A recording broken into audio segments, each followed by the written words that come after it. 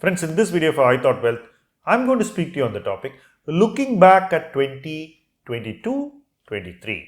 A financial year is about to end and it's time to take stock. At the end of every year, one must look back and see how the markets behaved, how one responded to the markets, whether we were able to kind of anticipate what kind of a year the year would turn out to be, how the year actually played out. Were we right in our expectations? Did we anticipate right or were we wrong? Did we get it completely wrong?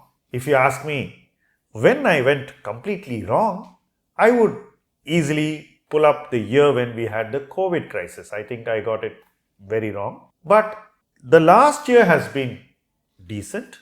I had expected certain things to happen and most of it played out as I had thought they should play out. So in that sense, there were no nasty surprises.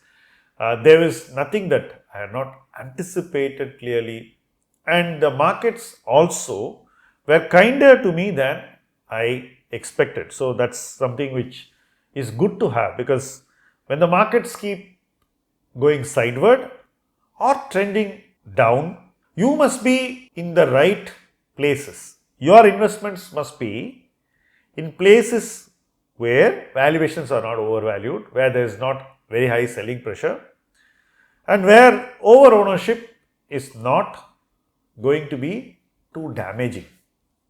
So your choices should have been right and they should not be affected. I have been grateful to this year because my choices were not too wrong, and my portfolios, both personal and professional, probably fell a little less than the markets, and I did not have to go and compare with, say, the mid cap or small cap index, because that was a wider margin. But these things keep changing. Like I said, probably 2021 was very different from the most recent year, and we all know why, right? Sometimes you're more fearful than you ought to be. Sometimes you're more pragmatic and adaptive. What kind of mind state you're maintaining is very critical.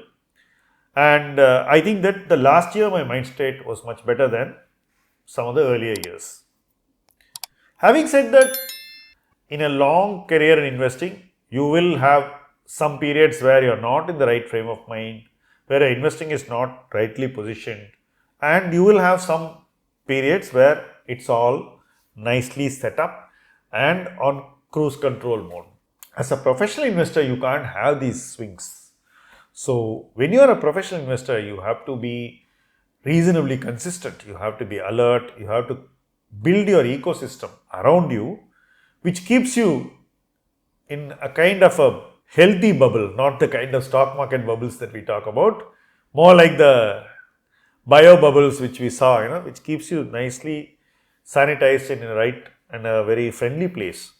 Your mind should be able to take in everything, form views easily, not get unduly influenced by the noise around you or outside.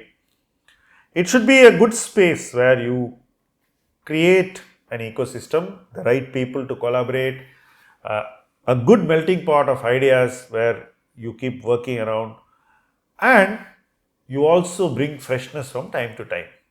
So these are things which a professional investor must have. And I think a lot of what's happening to me in the last few years is more a rub-off of what I am evolving into professionally. And that rub-off is on my personal investing also, because there are a lot of things you cannot do and there are fewer things you can do. So you make choices which are very, very clear and very characteristic and nicely sorted. So in that sense, you don't make too many changes. You pursue a few things. You pursue them vertically. You want to go deeper into ideas. You don't try to create too many ideas, and you focus on portfolio level than on stock level. Now, all this lends stability to you, both you as an investor and to the portfolio. That has been how I felt about the last financial year. It was a year when we began with low expectations, and probably the markets have done just as well or even lower than what we expected. It depends upon which space you are talking about. If you take large cap, it's broadly as expected. If you take small and mid cap, it's probably a little bit worse than what we anticipated. Many of these changes are due to how large institutional investors are reacting in small and mid-sized companies. We are seeing a persistent selling by global PE VC types and FIIs in several small and mid-cap companies. This selling is unabated and it will probably continue next year also as we head towards the elections. So the headwinds in those spaces may probably become stronger than even what they were in last year. As far as large cap is concerned, I think it's a reasonably safe zone to be. We are getting much better companies at far more safer valuations than we ever got in recent years. Financials, where the leaders are now trading softer than their historic valuations, is a good example. Pharma is another example where leaders are going to trade cheap. Telecom or data is another example where you're going to see leaders trade cheap. And I expect FMCG also to become cheap. IT is today cheaper than it was some time ago, maybe a year or 15 months ago, but it could get even more cheaper. So one has to be very, very judicious in what kind of valuations he is ready and willing to pay, and very tight-fisted in buying. You should not think that, I'm too lazy to wait, so I'll just throw my money into these stocks. That approach won't work. So the next year is going to be probably more volatile than last year.